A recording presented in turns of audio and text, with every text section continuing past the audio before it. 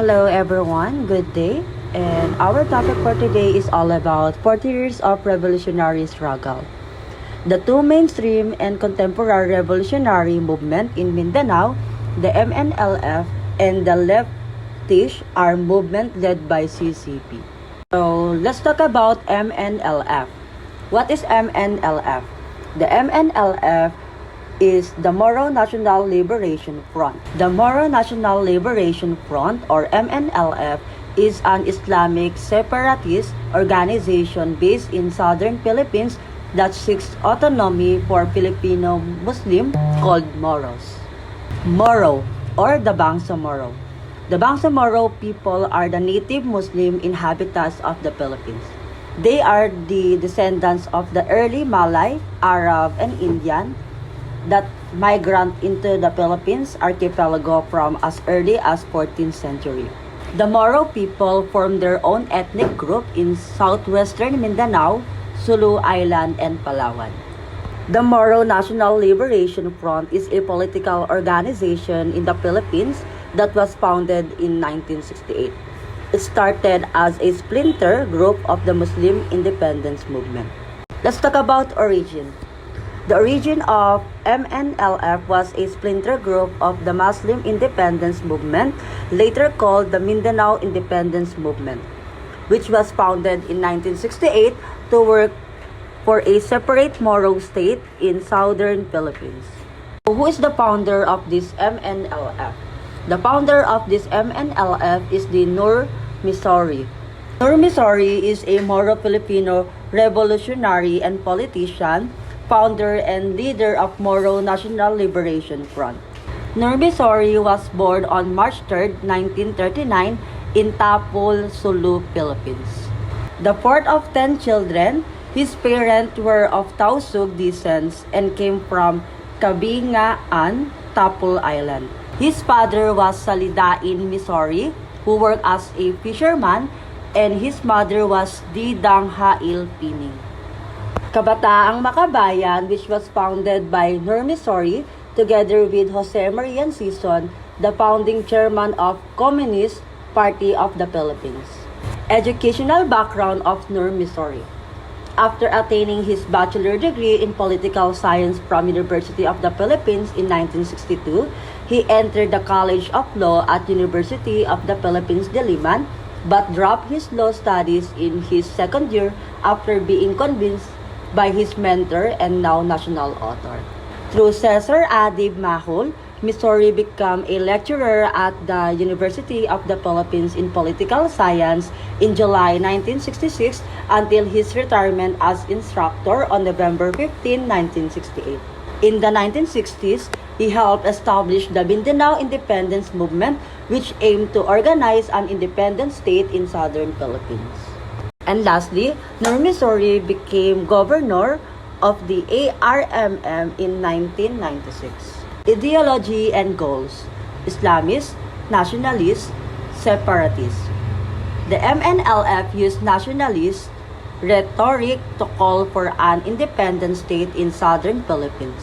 Its 1974 manifesto discusses the Moro people as a nation based more on a shared homeland in southern Philippines, oppressed by central government rather than a group characterized by a common region. While it has not emphasized an Islamic agenda, the MNLF claimed to represent Filipino Muslim. The infamous Jabida Massacre, March 18, 1968. A new series of massacres perpetrated by military-backed Iliga, a collective group of armed migrant settlers, and electoral fraud and terrorism all contributed to the galvanization of the rebellious unrest among Moro leaders and people. Citing violence between Muslim and Christians, as well as existence of an illegal separatist movement, President Marcos declared martial law in September 21, 1972. This curtailing more political activity and decreasing government power after the declaration. The scattered Moro revolts against the state's force escalated to war. Moro society rallied behind the move to create an independent states. MIM organized the Black Shirts. A destructive war ensued between the MNLF and the AFP that would reach its peak from 1972 to 1975. Christian settlers were allowed to arm themselves to join the war. 70% of the total AFP strength with all available material was used in Mindanao to neutralize the Moro resistance. Tripoli Agreement of 1976. The agreement was aimed at providing a political negotiated settlement to the Moro problem through the grant of autonomy to the Muslim in the southern Philippines. Other peace process between MNLF and GRP, President Corazon C. Aquino, ARMM, August 1, 1989. Fidel B. Ramos, Final Peace Agreement, 1996. The MNLF led Moro resistance. Mono Islamic Liberation Front was here founded in 1977, and the founder of Mono Islamic Liberation Front is Hashim Salamat. The MILF broke away from the MNLF because of ideological and political disagreements between Salamat and Misyari. Ideology and goal. The MILF formulated a policy of gradually creating an Islamic society in the Moro regions. To accomplish this, the MILF applied Islamic law in the areas under its control and believes that the creation of an independent Moro state could eventually follow. MILF, with its growing strength, warns that in the event the talk would collapse, it will pursue the struggle of all costs, as it will feel there is no point of talking, saying they have no more choices except to return to barrier of the gun. Another group honoring the right to self-determination of the Bangsamoro is the National Democratic-Inspired Moro Revolution Organization, or the MRO. The MRO, with undermated strength, is demanding for equal participation in the ongoing peace talk with the government, saying peace is the project of all. Communities Parties of the Philippines.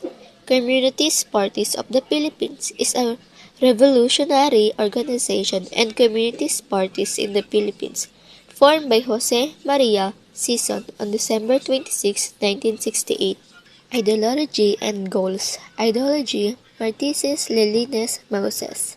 The CPP and PA seeks to overthrow the Philippines government in favor of a new people's democratic state led by the working class, and the group also seeks to expel U.S. influence from the Philippines. Its another goal include the distributing land to the landless poor and initiating a cultural revolution. Alliance 1. The MLLF and MILF.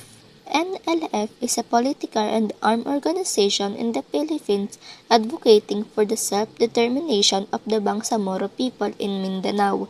Some factors within the MLLF have shown efficiently with MLF ideology, although MLM is not limited to any specific national or ethical struggle. 2.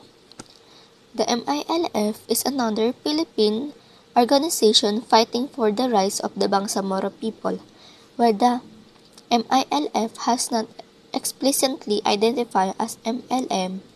It has occasionally formed tactical alliance with the NDFB, which is coalition of leftism organizations in the country.